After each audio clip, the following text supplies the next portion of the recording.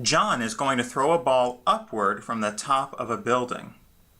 When he throws the ball from 112 feet above the ground, the function h of t equals negative 16t squared plus 24t plus 112 models the height in feet h of the ball above ground as a function of the time in seconds t.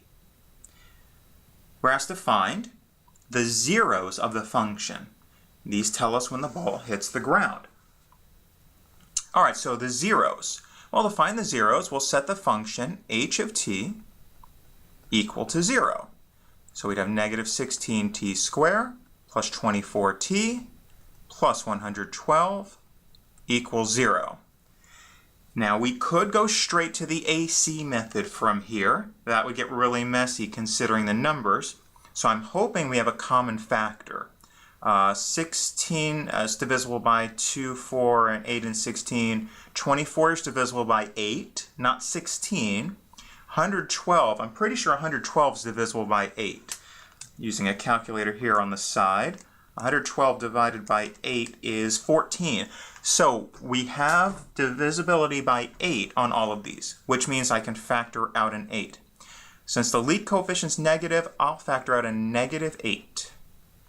So I'd have negative 8 times 2t squared minus 3t minus 14. And this is still equal to 0. Now I'll use the AC method, but it's much easier now working with 2 and negative 14 rather than negative 16 and 112. So let's do a little side work here. 2 times negative 14, AC is 2 by negative 14 is negative 28. So I need to get a negative 3 out of that. Thinking of factors of 28 that add to negative 3. 4 and 7. 4 times 7 is 28, and I can get a 3 out of 4 and 7. So let's fix the signs. I need a plus 4 and a negative 7. So a positive 4 times a negative 7 would work out to the negative 3. So I'd have 2t squared plus 4t minus 7t minus 14. And now grouping. 2t by t plus 2 minus 7 by t plus 2. So this factors further. Let's see, I'd have negative 8. I'd have a t plus 2 and a 2t minus 7 is equal to 0. So now we break this up into several equations. Can negative 8 equal 0?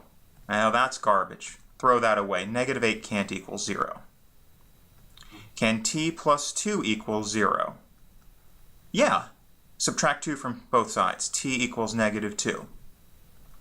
Can 2t minus 7 equal 0? Yes. Solve for t by adding 7, dividing by 2. And t is equal to 7 over 2. Or 3.5 if you want to think of it like that. So the zeros of the function are negative 2 and 3.5. So the zeros are at t equals negative 2 and t equals 3.5. But now realistically, if we think back to the context, only one of these actually makes sense. When does the ball hit the ground? The ball doesn't hit the ground in a negative amount of time after it's thrown. The ball hits the ground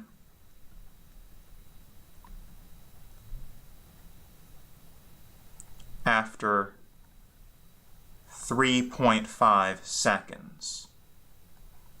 So while both of those values are zeros of the function, only one realistically makes sense in the context of the situation. Part B asks us, when will the ball be 112 feet above ground? So we want the height to be 112.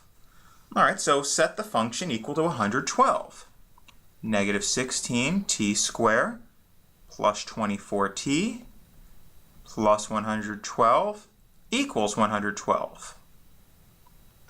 All right, so we have a quadratic equation here, but it's not set to 0. It's not equal to 0, so let's force it to 0. I'll subtract the 112 from the right and do the same thing on the left. And this gives us the equation negative 16t squared plus 24t is equal to 0.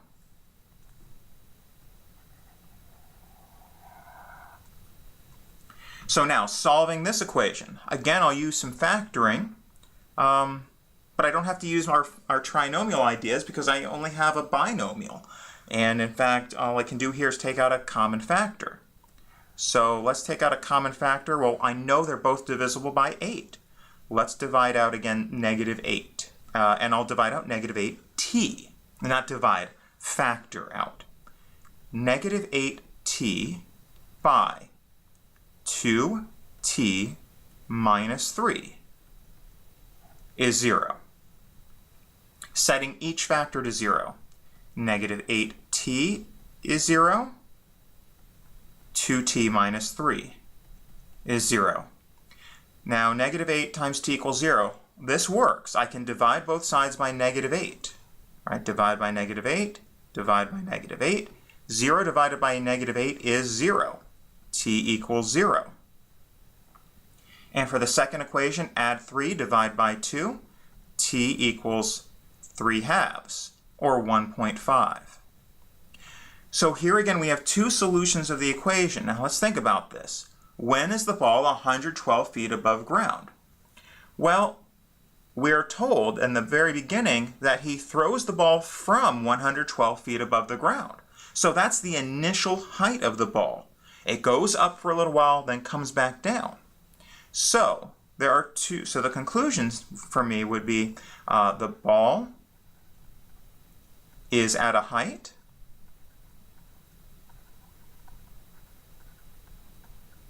of 112 feet at 0 seconds and 1.5 seconds.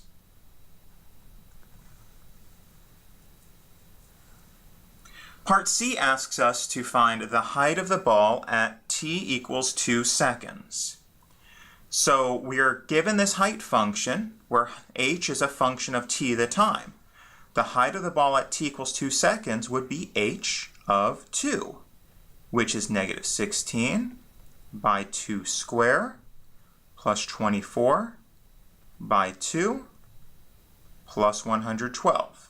And now we just follow the order of operations. 2 squared is 4.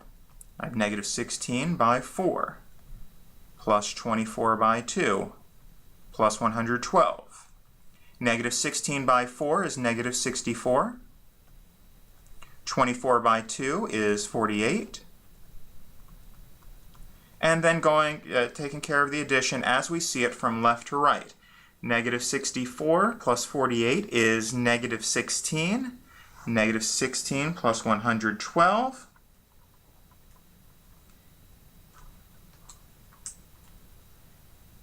is 96.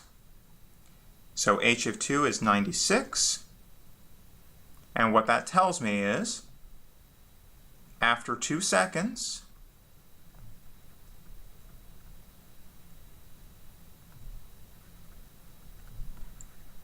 the height of the ball